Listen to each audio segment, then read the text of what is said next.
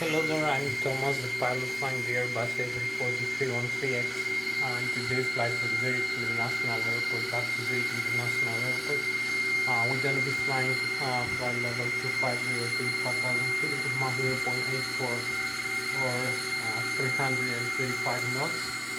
And right now I'm in the cockpit for the takeoff preparation. I'm going to be explaining some of the aircraft Airbus A340 V13X cockpit system, and I'm gonna make an exit start demonstration and set up the flight management guidance computer for this flight, which is going to be used for setting up the parameters, right, like the weight of the aircraft, the fuel on board, the center of gravity, the flight path, the vertical flight path and the horizontal flight path, the navigation, the auto thrust, the autopilot and flight director guidance.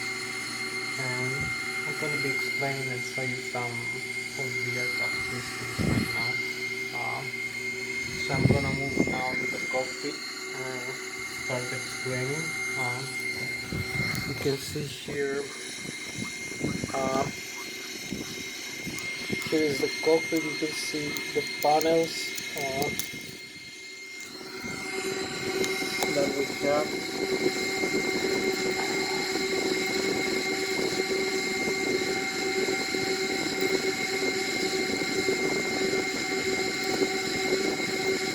So as you can see, here is the flight control unit, the autopilot. Here is the primary flight display. You can see the airspeed displayed, the altitude barometric, the radio altitude, the magnetic retrieve heading. Here is the navigation display. It has GPS and terrain and other modes like displaying the airports, the nav aids, the waypoints, the VOR stations, the ADS, and the other aircraft flying around us. And also has a weather radar right here, which also displays the terrain. You see here, I'm gonna turn this on. So turning the map mode over here, the WX radar. So you can use maximum rates here.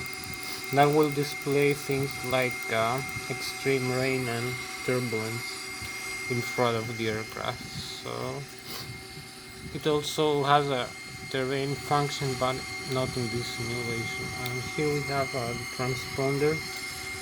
We're gonna use this for transmitting and receiving our aircraft into other aircraft, like ground stations. So we can see in the navigation display over here the other aircraft using the TCAS system. So I'm gonna use in the all the way it is. Here you can see the side stick I used to fly this aircraft. I use this side stick to input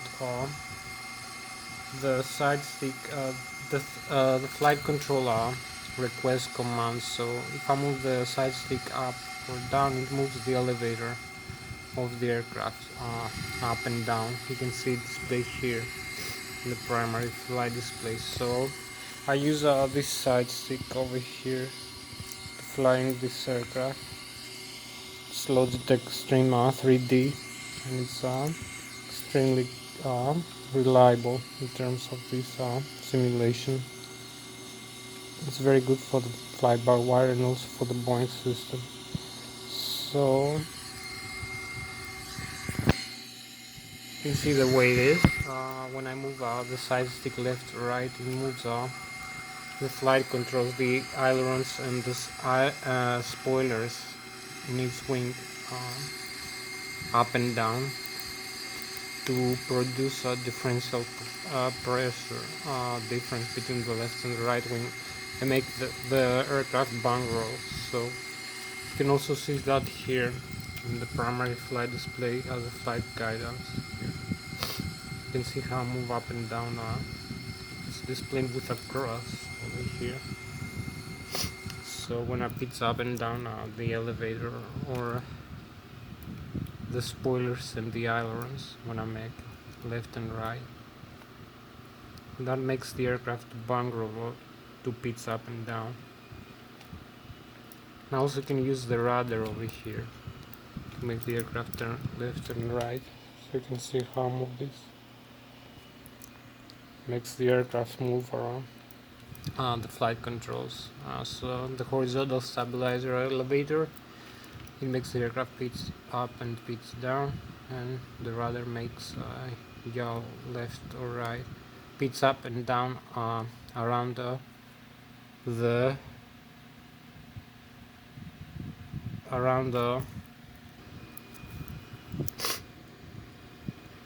lateral axis, and bang roll around the longitudinal axis, as you can see here in the ailerons and the spoilers of the aircraft. There is bang roll. So I can also pitch up and down around the lateral axis and yaw around the vertical axis of the aircraft. So this is so much for the flight controls. And when we are in flight, this is flight-by-wire aircraft. So when I make a change in the side stick position, it depends how many degrees I turn left and right or up and down the side stick when I am in flight above 100 feet after being airborne. It's in a normal low, so the fly-by-wire normal low orders a G-load change, which is equivalent to the bang angle or the pitch up or pitch down angle of the aircraft. So the maximum is 67 degrees bang roll, which is 2.5 G's turn, and 45 degrees is like 2 G's. It's with flaps, and it also pitch ups and down like about 30 degrees and 15 degrees, if I remember well. So it has the limits displayed over here. So this is irrelevant, I think, of the aircraft airspeed, the G limit request. So we'll show you later about that. So let me come now here.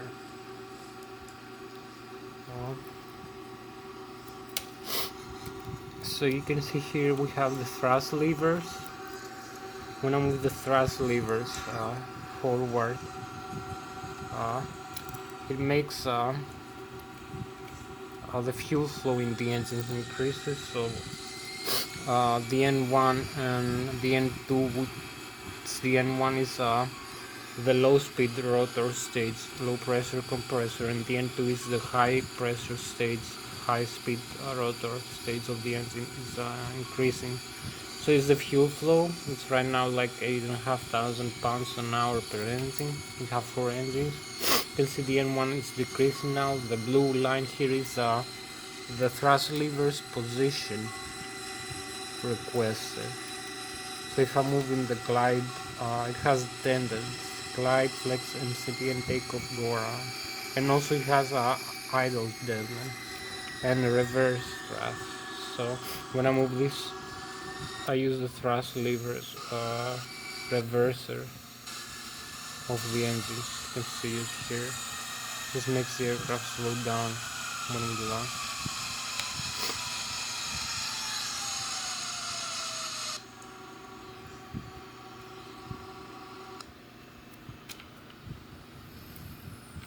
So you can see also here deployed. We will use this for landing after touchdown to slow down the aircraft.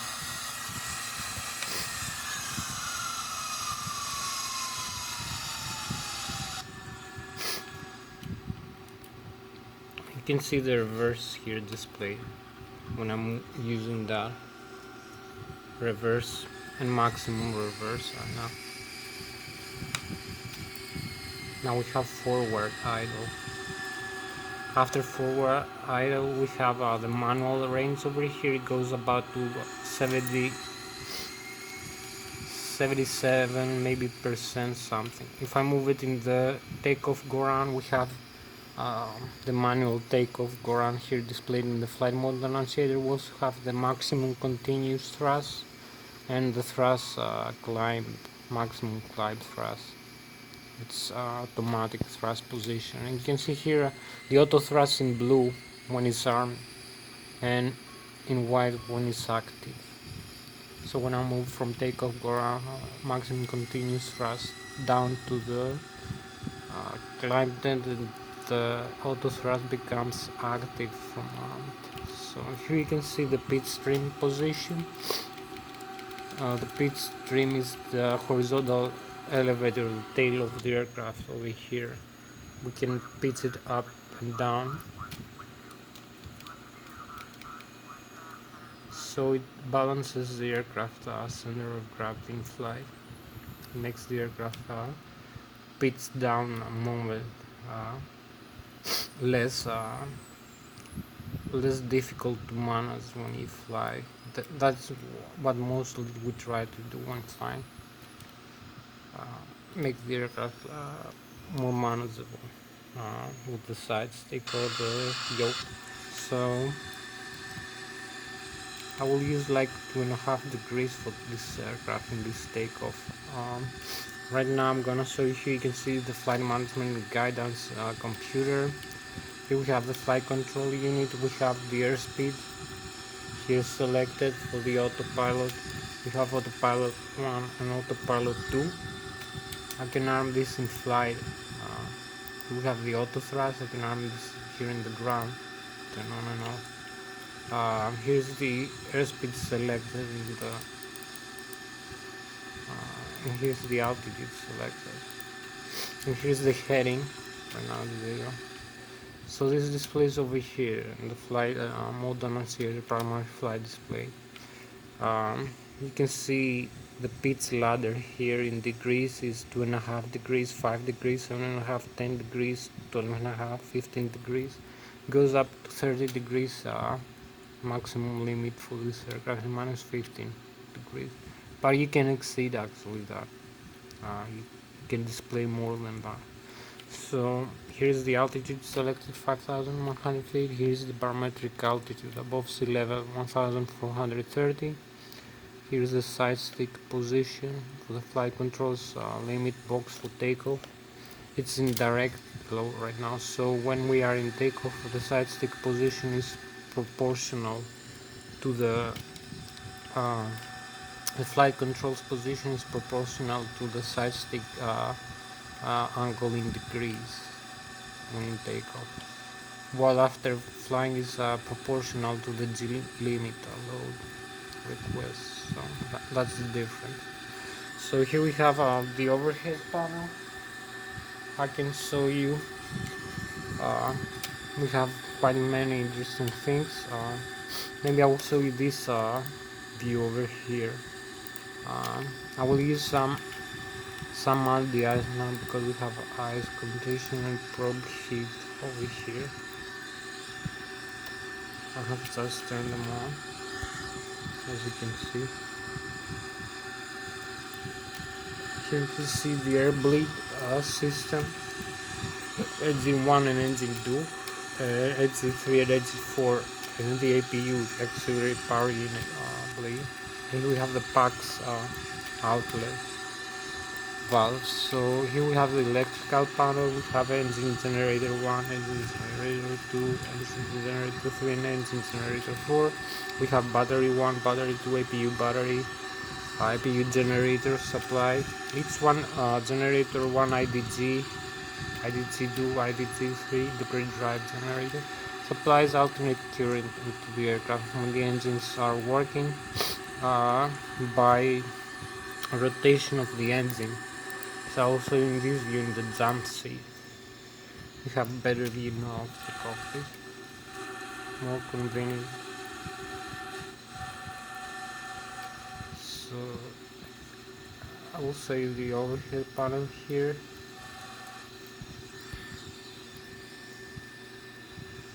You can see here the thrust levers how it look like from this position, and the trim wheel. So maybe I will use the bleed page over here. I will increase the size and show you how this is working. So this is electronic centralized aircraft monitoring displays the upper and the lower. And so here we have the engine bleed and the APU bleed. When we start the engines we use the APU compressor. So right now I'm gonna start the APU over here. So I'll come to the APU page. You can see the APU is off right now, so I will start the master switch and the start switch, and you can see the flap open here. The APU is submitting air. It's a small turbine compressor, so it will be used to produce alternate current direct and compress air for the hydraulic system and the engine starts. So like having 30 more minutes for this flight, I will come over here and show you in the electrical alternate current. You can see electrical alternate current display. You have generator 1 and generator 2. You can see the voltage 115 volts, 399 Hz frequency, IDG1 and IDG2, and we have the APU also right here, which is auxiliary power unit. We just start the APU, so it's gonna be available for like a couple of minutes. Here we have it, the APU generator. It is available now. So we have the APU power for we would want to start the engines, for instance. So we can do other things also turning on the flight. So if I turn off the generators 1 and 2 and 3 and 4, you can see there is no alternate current from the engines.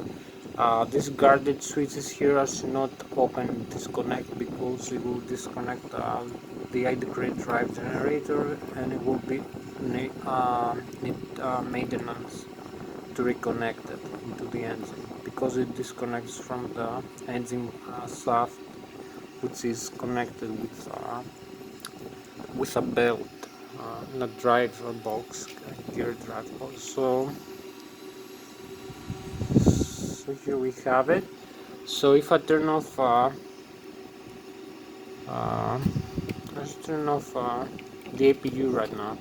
We have APU supplying the aircraft instead of the engine. Now we have no APU either, so there is no electrical alternate current right now. You only have the batteries. So if I turn off the batteries also, we're gonna lose them the screens over here. We don't want that. So I will keep the batteries on. You can see the messages displayed here, the electrical DC and electrical AC. Buses 1 and 2, 4. So I will reconnect the great drive generators, for instance, the engine, and then the APU. So here we have it, all the electrical alternate current is back.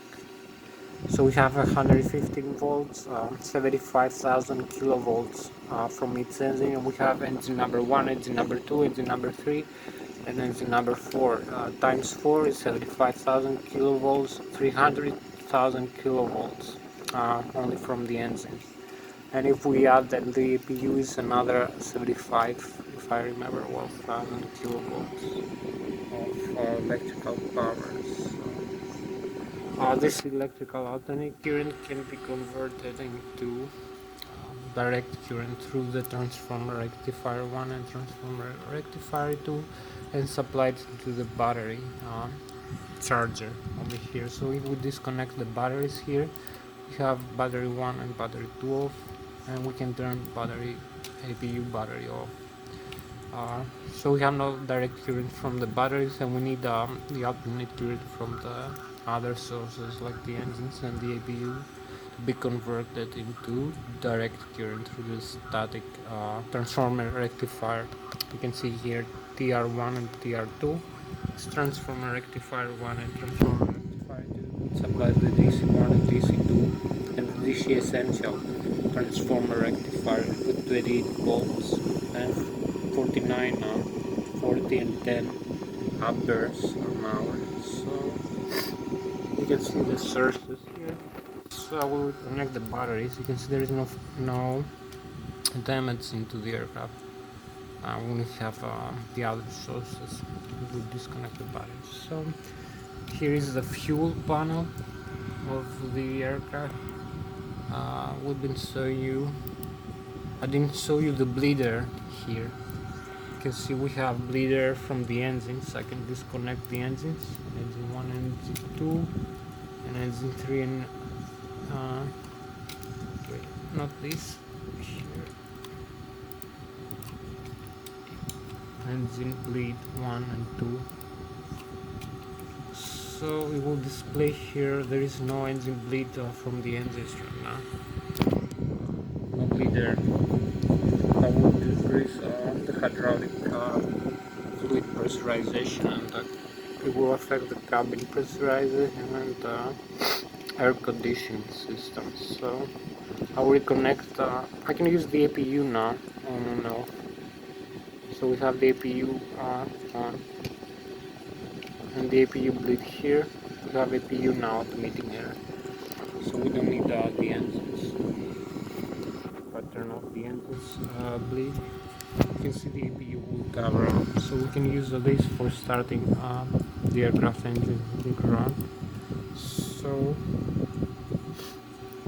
here we have about 30 more minutes for this flight. I will come over here very quickly. Here we have the fuel panel. I will show you this, the flight controls, the wheels. Here's the fuel, one wing tank, one inner and one outer. Inner 31,250 pounds. Left wing and the right wing. Inner. And we have in the outer tank, we have the pumps displayed where we have the primary. I will turn off the primary pumps. We have only the standby pumps here, green. So you can see the center tank is empty. It may contain as much fuel as the wing tanks together. So here we have the X-feed, which supplies any engine with any pump and any valve. And this is used the X-feed bleed line in terms of pumps failure, for instance, or valve failure. So we want a fail on engine from fuel starvation, and also to cover up any fuel imbalance in flights. So between the left and the right wing. So you can see the outer wing tanks. They have no pumps. They're fed only by gravity. Defeated by gravity the engines. And we also have a trim tank with the wings, horizontal stabilizer, the tail of the aircraft, 3,300 pounds right now, 30% is every fuel tank right now. So we have the modes here for transfer of fuel from the center of the wing tank, inner wing tanks, into the trim tank in the tail. We can transfer back or forward the fuel. You can see here the load displayed. There is no transfer right now from the center. It's in fault. And here you can see the mode. We can use forward, for instance. Now we can transfer fuel from the trim trunk. So other tank XFR. Here we can transfer auto or manual. Now we're transferring from the outer to the inner tank, as you can see, using this switch over here. We stop this now.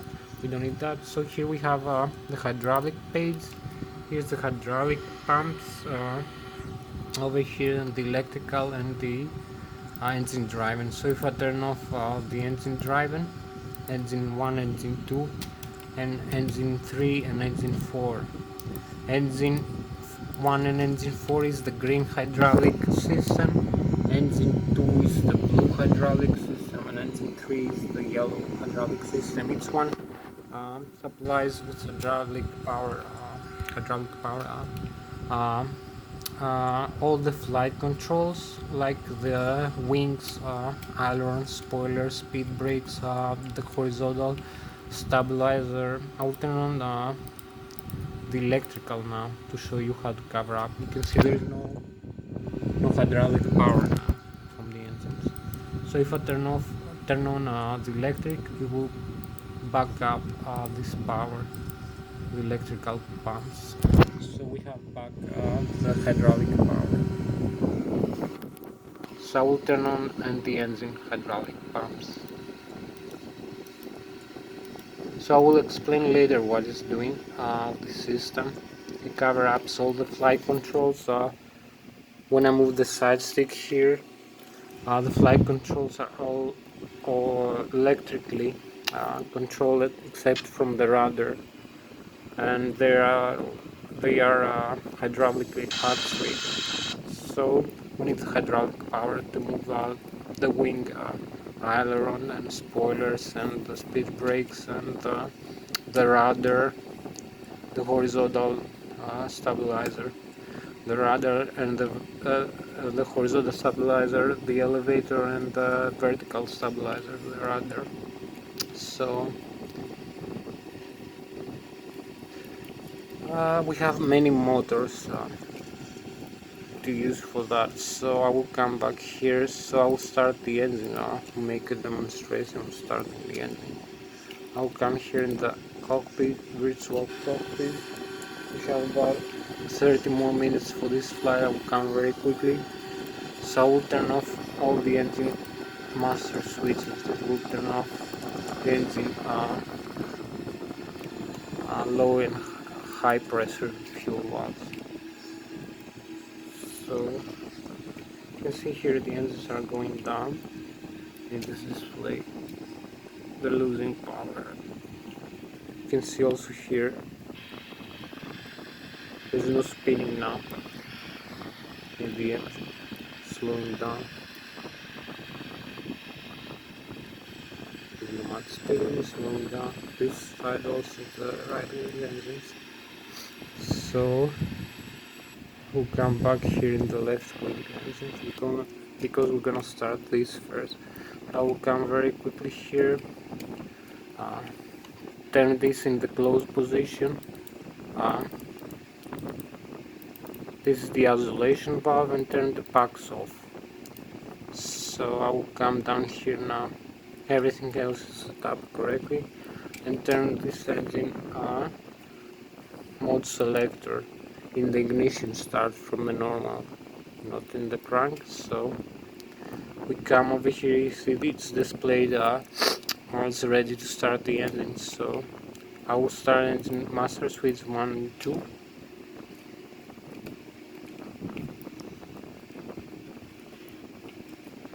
You can see here the N1 is increasing, and when the reaches 20% of the high pressure fuel valve is start emitting fuel. So the fuel flow right now is 260 pounds. It's only the low pressure valve. We have the engine starter, small compressor in its engine. It's admitting air from the APU right now. So here we have it, it's ready. So now we'll come in the other side, wing engines. So we use this either in the auto or the open, and I will leave the packs the way they are right now. In the off position, come over here and start the engine master switches 3 and 4. You can see here display the same thing for engine number 2 and engine number 1. So if I come here in the other side wing now, see the engine start over here, spinning up.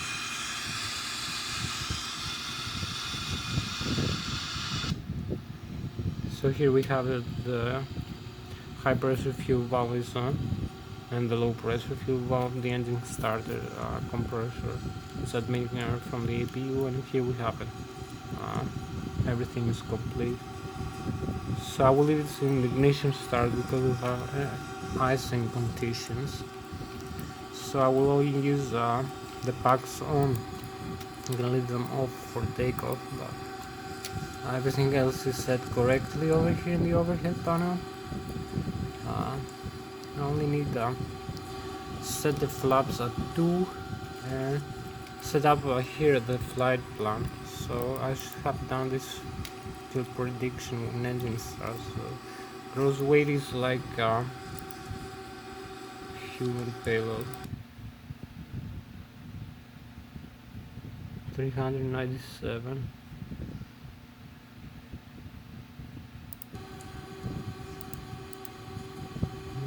7,000 pounds, so that's gross weight. We have the fuel on board 68.85. This is going to arrange the aircraft center of gravity and other factors for flying the aircraft using the auto thrust and the autopilot. So from Lszh to Lszh, we have 30 minutes more to go. Cruising altitude 25,000 feet, cost index 100, aligning the IRS. So the flight plan from Lszh departure 14. You can see here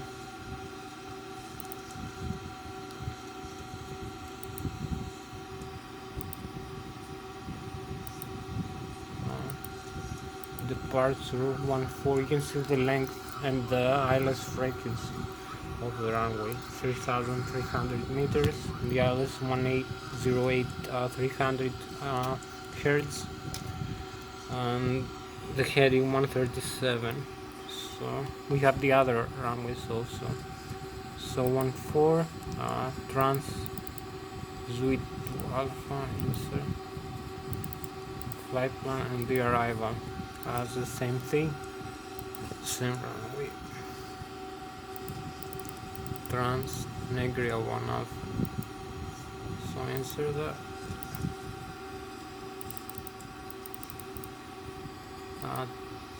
Clear the discontinuity. You can see the flight plan here created. Here's the flight path we're gonna follow. We also have the modes here. Arm. If I move the flight thrust levers forward. So we only need to do a couple of more things. Also here we have the airports, some more displays. The navigation display which has GPS and other like terrain and radio navigation, a hybrid navigation with terrain elevation displays and other traffic. So we also have the weather. So here is the progress performance. So I will use for takeoff flaps 2 and 2.5 degrees up position of the THS trimmer ball, horizontal stabilizer 145 V1, 150 V rotate, and 155 V2, and set the same things for the flight control unit, what is the autopilot. So I will increase the altitude here to the altitude we're gonna fly. Here is the speed. It's managed by the autopilot and the flight management computer. Here is the heading, is managed 137. We can use the ILS frequency also. So we're gonna have the ILS here, IKO. So you can see everything is armed correctly. If I move the thrust levers forward, you can see all the modes here, armed and engaged. You can see the airspeed we have to obtain in order to take off, 155 knots. 145 is V1 and 150 is V rotate. The altitude we're gonna fly 35,100 feet, and here's the ILS frequency headings, IKL 108 300, and the other airports around us. So here we move the thrust levers all the way forward. I will show you just one view outside where we are and where we're going. Right now we have other traffic also. So here we are.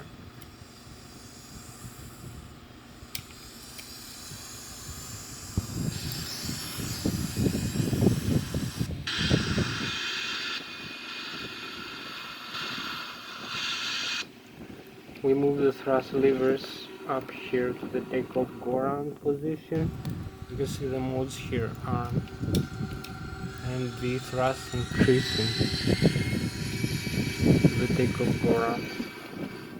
So I will disarm the parking brakes and move the side stick half position down until 100 knots.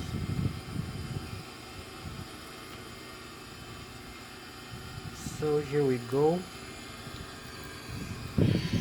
We have 80, 100 knots. The airspeed is increasing. Here you can see outside view. Here's the wing view.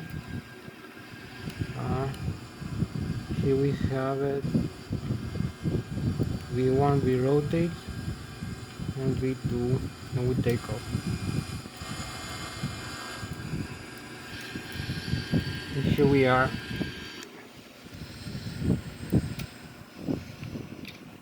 We track the landing gear as we take off.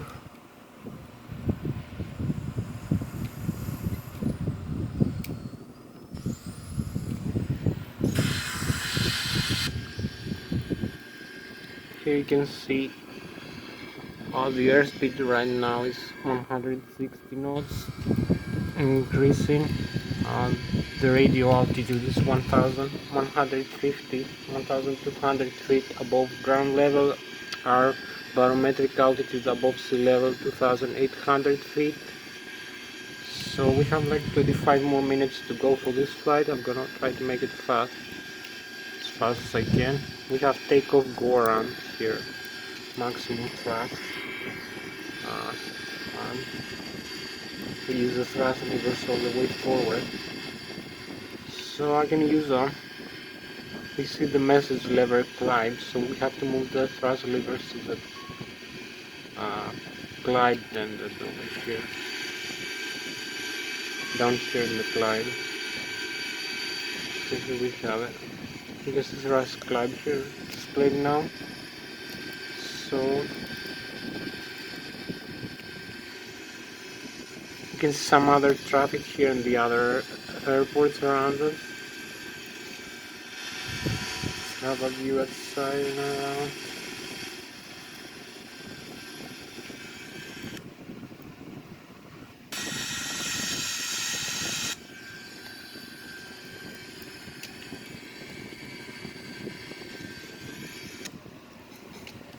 Here's a nice view of Switzerland, as you can see.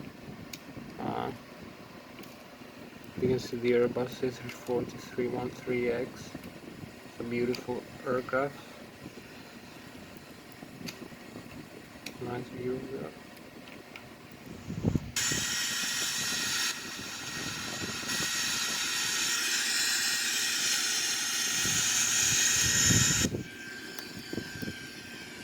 So you can see the altitude here, 6,600, the airspeed. So maybe I will use more airspeed in case we need 245 knots.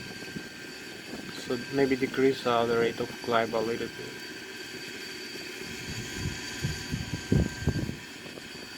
And maybe retract some flaps. You see we have flaps at the S position. Here we have flaps at the 2 position. So we have the F displayed here.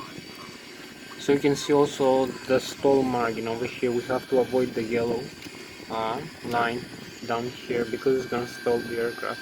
We don't want that. We will activate the alpha protection system, the alpha prod. So we retract more the flap to the S position, slicing flap 1. You can see the primary flight display in the flight mode annunciator, the horizontal situation indicator. You can see the flight director, horizontal and vertical guidance of the aircraft.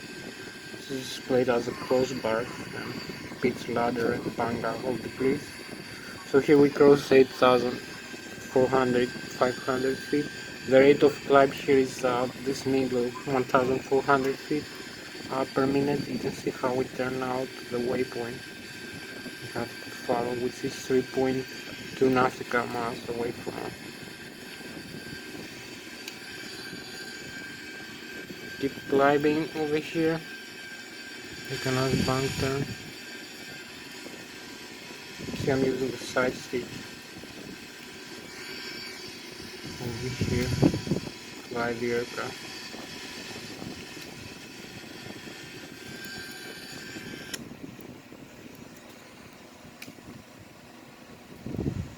So we have a nice view of the Airbus A340-138.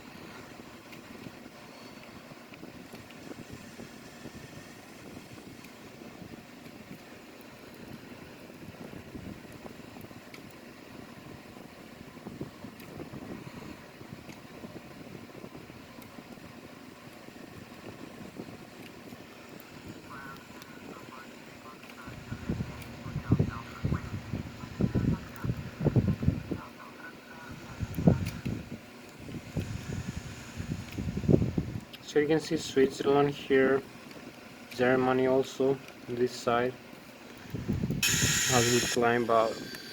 So gonna make another turn here. Have like 20 more minutes to go for this flight. So maybe use the MCT glide then or take off go around for like a few more minutes to increase the thrust. So we increase the rate of climb a little bit, and thrust and the airspeed we're gonna try to increase.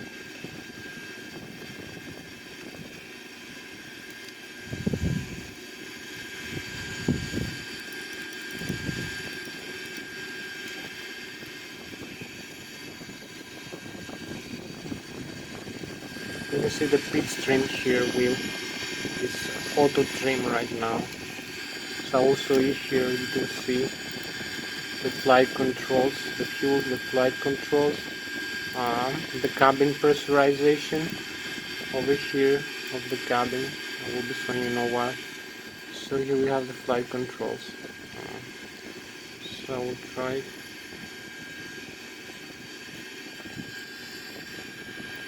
to climb faster now with higher speed, higher airspeed.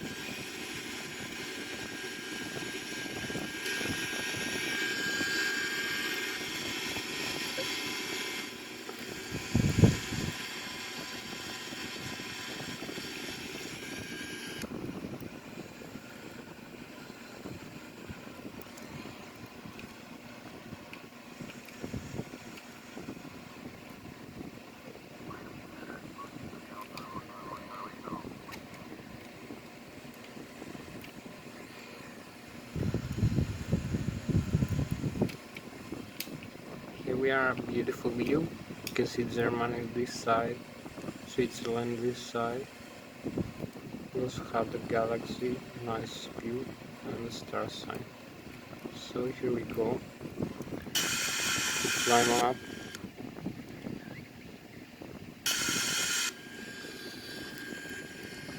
I'm gonna try to turn to this waypoint.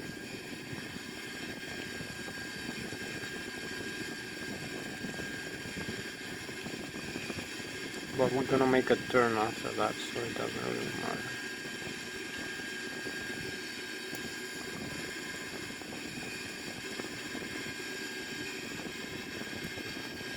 Here we cross 18,000 feet. We have another 30 minutes to go. So, for this flight,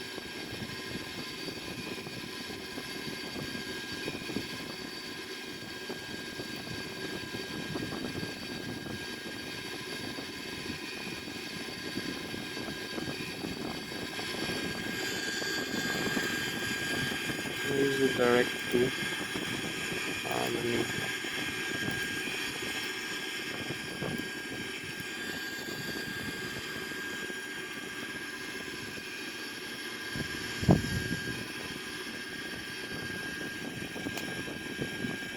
So we'll keep climbing a little bit.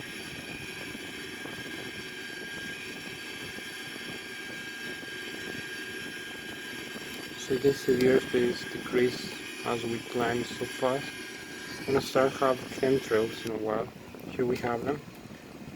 Chemtrails. Beautiful view.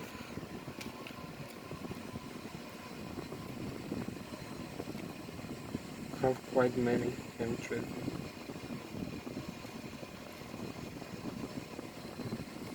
Because this is for engine aircraft.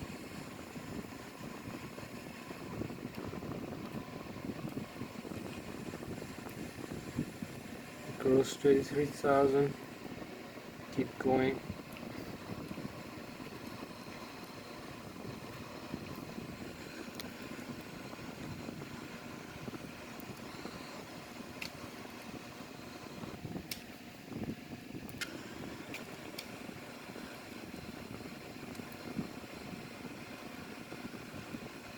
$34,000 feet.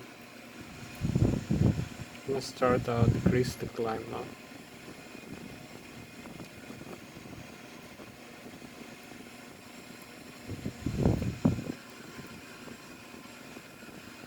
To 4,400 feet.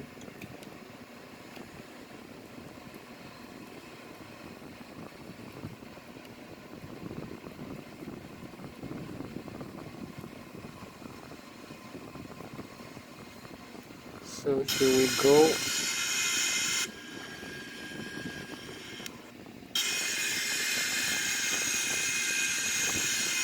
Nice view from the engines. We are at the maximum altitude right now.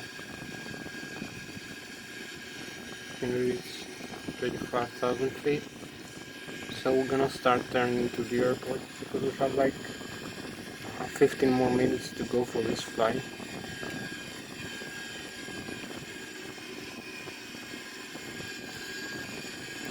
So we'll increase the range here. You can see the modes here are when we reach the altitude. Here we are, 35,000 feet. You can see some other aircraft here, the other airports. We'll increase the range more.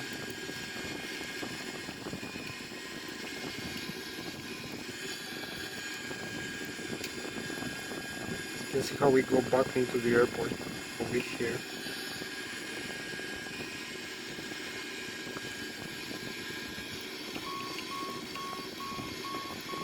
So I will decrease the airspeed a little bit.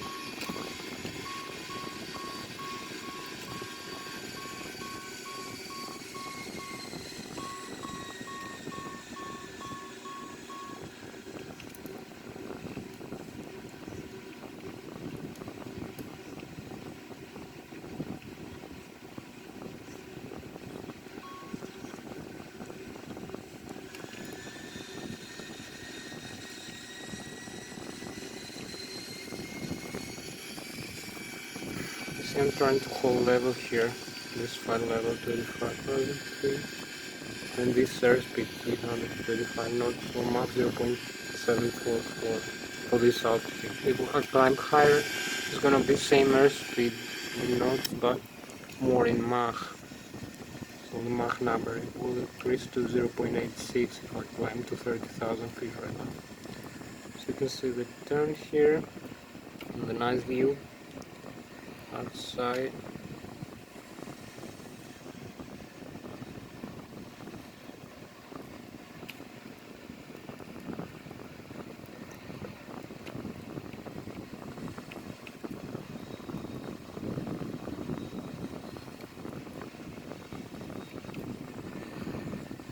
This is beautiful Airbus A340-313X view.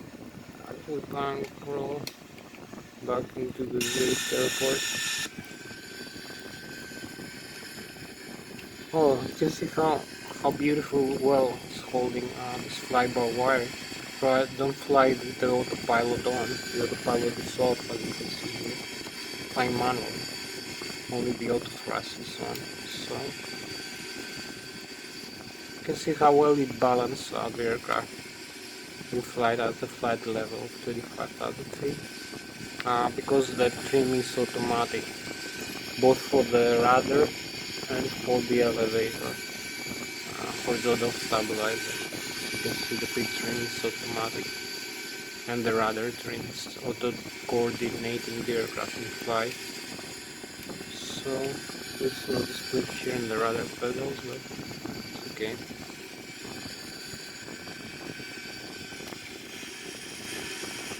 can see we keep turning around a little bit more.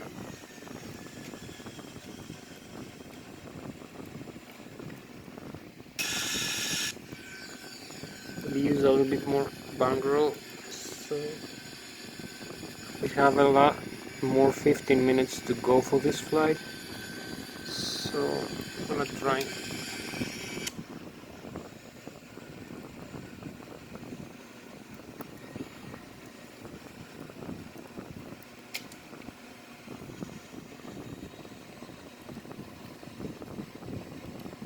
You can see the chemtrails, beautiful view. You can see the galaxies above us. We're like spacecraft. So we can turn here because more bank angle, more load factor in the wings makes the aircraft climb a little bit. So here's the next waypoint. I'm gonna use here's direct to.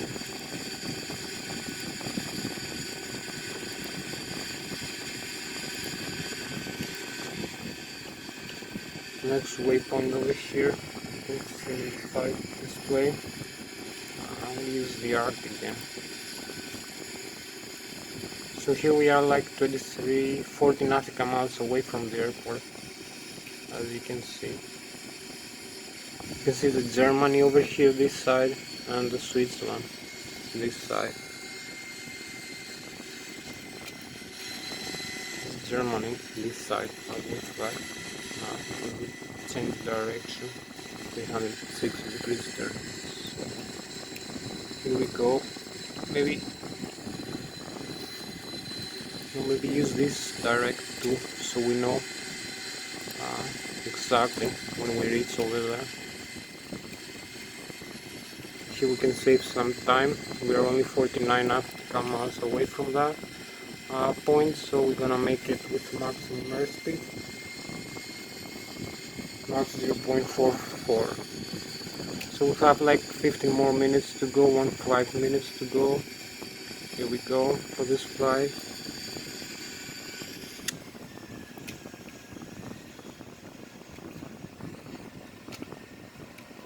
Here we have a nice view of the galaxy and the chemtrails from the aircraft as we fly.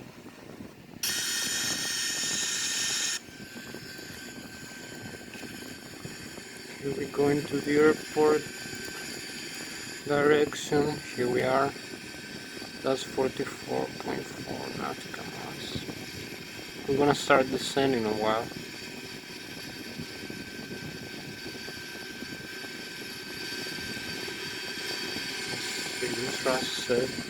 Thrust levers at this maximum flight, and you can see the airspeed here is 0.73 knots, 320 knots, or 0.743 Mach. So you can see the runway here. We like 39.7 nautical miles away. Now we're gonna start descent.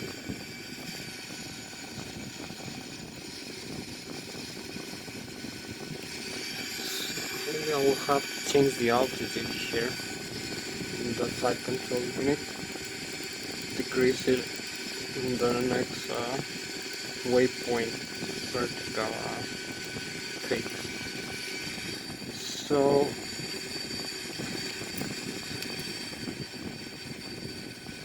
I will start descent now. Maybe decrease the airspeed a little bit, but it's gonna be automatic anyway. So we use some speed brakes over here. Just extend the speed brakes. This place over here, speed brake message.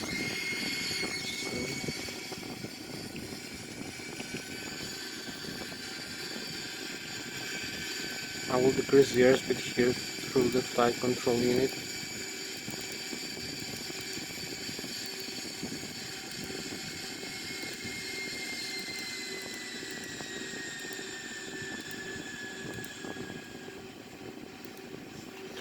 So here we have it. We're going down now for the landing. So we have 10 10 more minutes for this video actually. So here we have it.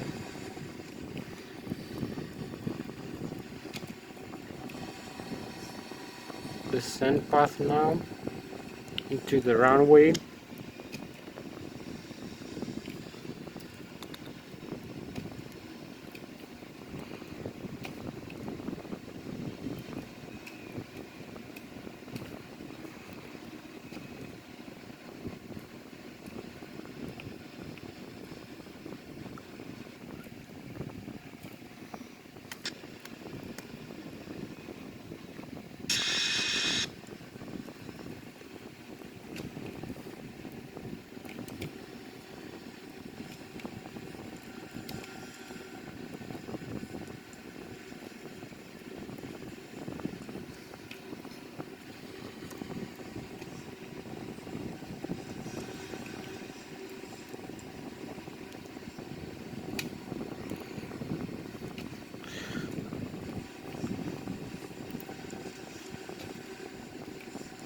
So here we are, we're getting closer and closer, just with 1.5 nautical miles. Maybe we want to make a shortcut for this approach. So just descend fast as I can.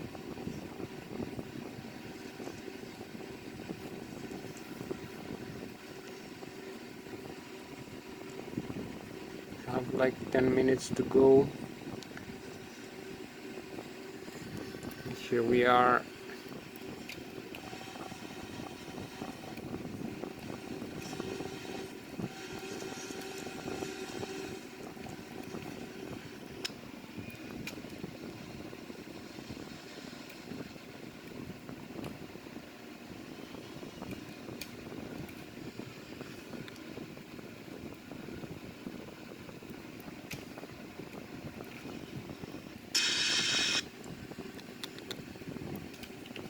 On 7,000 feet, 17,000 feet, keep descending 15 nautical miles away from the runway.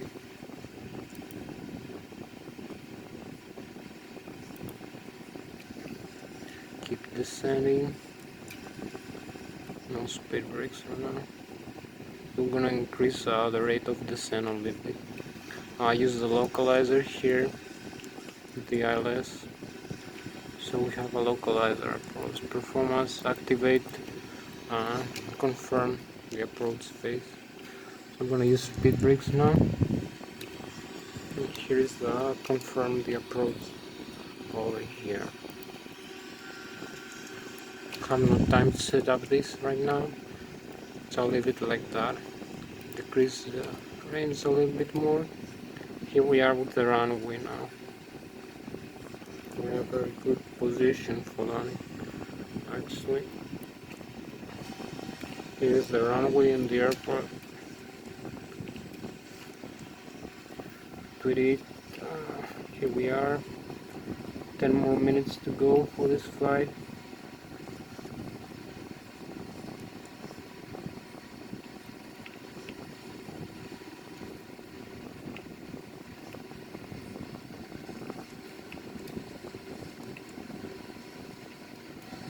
We will fly a beam parallel with the runway headings, so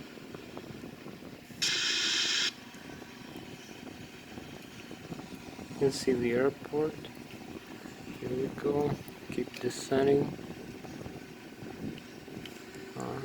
increase the airspeed again, cross 8,000 feet, keep descending. Here we have the river. We're in a good position now.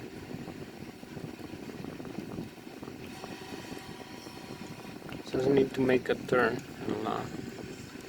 So come here, cross 7,000 feet.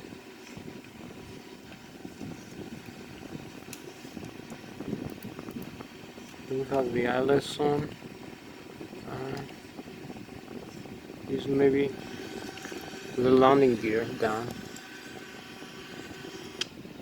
So here we have the landing gear down. Let's see.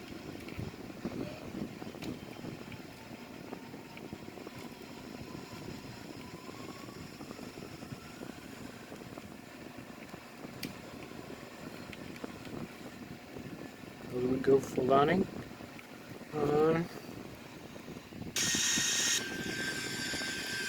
We just make a turn now.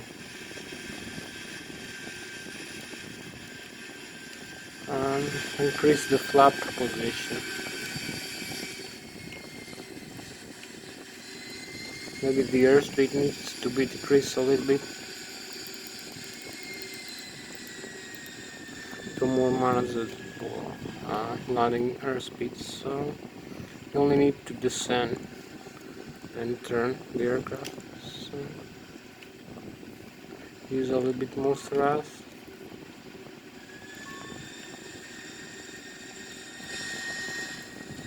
Turn and descend, turn and descend. Here we are.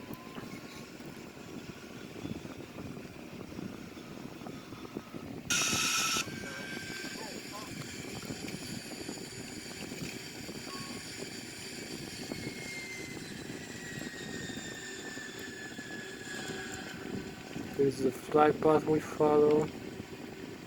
Have some terrain here, so we'll decrease the rate of descent, trying to level off. So a lot of cloudy. Here we are very close to the runway now, and here we are. We have the runway inside.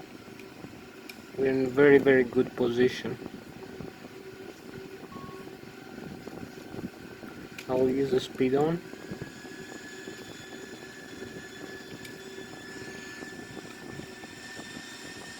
You can see where we are right now. We're very close to the runway.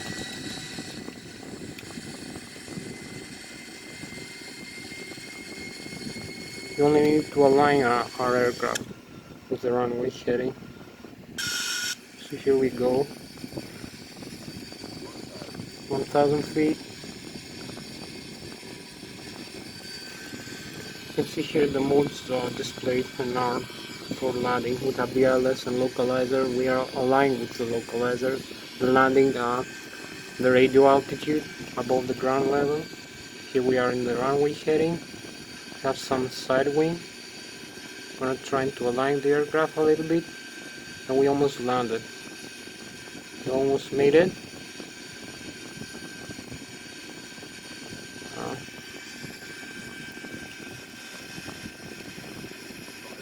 500.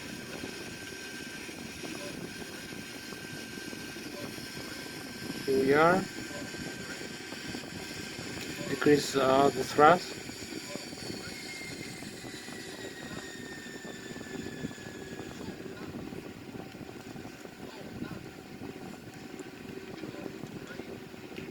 And here we are. Just touched down the runway.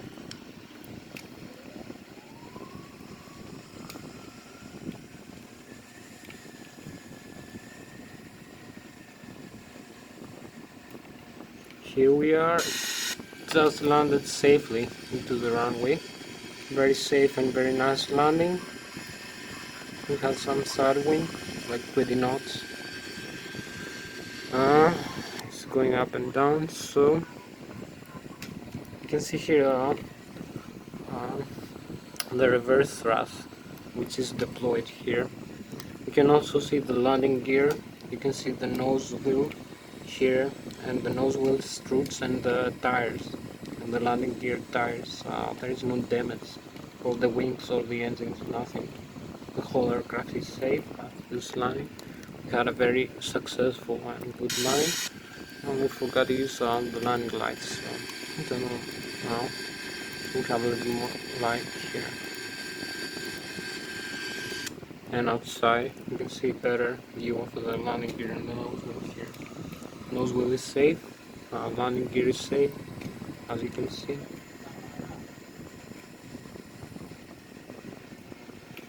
So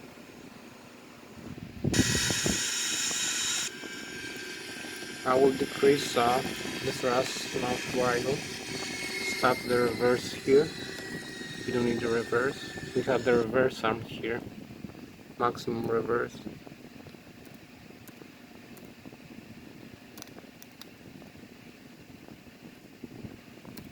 So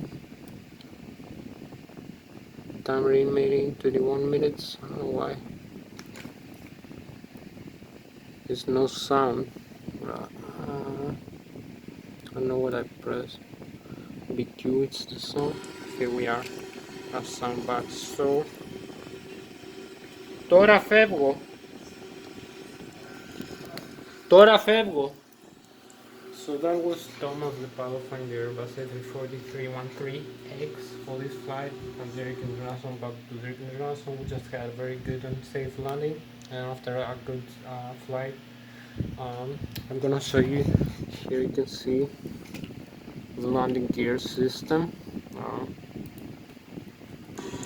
Here we have it, the wheels. There is no damage.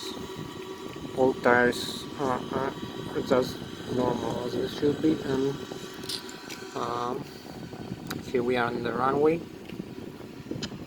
You can see the aircraft around after landing. So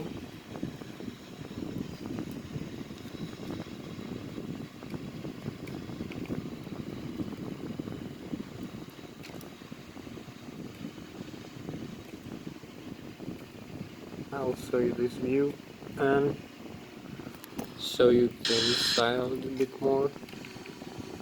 So that was Thomas the pilot on the Airbus A340-313X. I was flying the Airbus A330, the Airbus A320, the Boeing 737, 800, 900, and the Boeing 777-300ER, and the Boeing 767 and 757 and 747. So in this flight we have the Airbus A340-313X.